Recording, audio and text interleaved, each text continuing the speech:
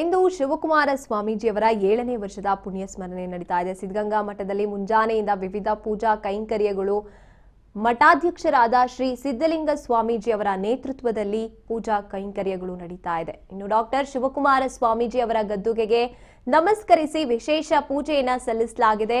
ಶ್ರೀಗಳ ಗದ್ದುಗೆಗೆ ಪೂಜೆ ವೇಳೆ ಹಲವಾರು ಸ್ವಾಮೀಜಿಗಳು ಭಾಗಿಯಾಗಿದ್ದಾರೆ. ಇನ್ನು ಬೆಳಗ್ಗೆ 11 ಗಂಟೆ ವೇಳೆಗೆ ವೇದಿಕೆ ಕಾರ್ಯಕ್ರಮ ಕೂಡ ಇರುತ್ತೆ. ಗೋಸಲ ಸಿದ್ದೇಶ್ವರ ವೇದಿಕೆಯಲ್ಲಿ ಸಂಸ್ಮರಣೋತ್ಸವ ಕಾರ್ಯಕ್ರಮಗಳನ್ನ ನಡೆಸಲಾಗುತ್ತೆ. ಉಪರಾಷ್ಟ್ರಪತಿ ಸಿಪಿ ರಾಧಾಕೃಷ್ಣನ್ ಅವರು ಕೂಡ ಕಾರ್ಯಕ್ರಮವನ್ನ ಉದ್ಘಾಟನೆ ಮಾಡಿದ್ದಾರೆ. ಇನ್ನು ರಾಜ್ಯಪಾಲರಾದ ತಾವರ್ ಚಂದ್ ಗೆಹ್ಲೋಟ್ ಅವರು ಕೂಡ ಕಾರ್ಯಕ್ರಮದ ಅಧ್ಯಕ್ಷತೆಯನ್ನ ವಹಿಸಿದ್ದಾರೆ.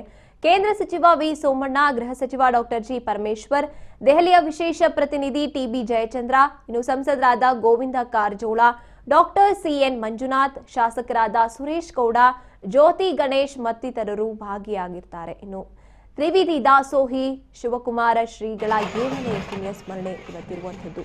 ಸಿಪಿ ರಾಧಾಕೃಷ್ಣನ್ ಅವರು ಕೂಡ ಭೇಟಿ ನೀಡಿ ಶ್ರೀಗಳ 7ನೇ ಪುಣ್ಯ ಸ್ಮರಣೆಯಲ್ಲಿ ಉಪರಾಷ್ಟ್ರಪತಿಗಳು ಕೂಡ ಭಾಗಿಯಾಗಿರ್ತಾರೆ. ಸಿದ್ಧಗಂಗಾ ಮಠದಲ್ಲಿ ನಡೀತಾ ಇರುವಂತಹ ಪುಣ್ಯ ಸ್ಮರಣೆಯಲ್ಲಿ ಸಿಎಂಆರ್ ತಾಂತ್ರಿಕ ಸಂಸ್ಥೆ ಬೆಳ್ಳಿ ಹಬ್ಬದಲ್ಲೂ ಕೂಡ ಉಪರಾಷ್ಟ್ರಪತಿಗಳು ಭಾಗಿಯಾಗಿದ್ದಾರೆ. ಇನ್ನು ಬೆಂಗಳೂರಿನಲ್ಲಿ ನಡೀತಾ ಇರುವಂತಹ ಸಿಎಂಆರ್ ತಾಂತ್ರಿಕ ಸಂಸ್ಥೆಯಲ್ಲಿ ಇದಾದ ನಂತರ ಬೆಳ್ಳಿ ಹಬ್ಬದಲ್ಲಿ ಭಾಗಿಯಾಗ್ತಾರೆ. ಒಟ್ಟಾರೆಯಾಗಿ 7ನೇ ವರ್ಷದ ಶ್ರೀ ಶಿವಕುಮಾರ ಮಹಾಸ್ವಾಮಿಯವರ ಪುಣ್ಯ ಸ್ಮರಣೆಯನ್ನ ಇವತ್ತು ಆಚರಿಸಲಾಗ್ತಾ ಇದೆ.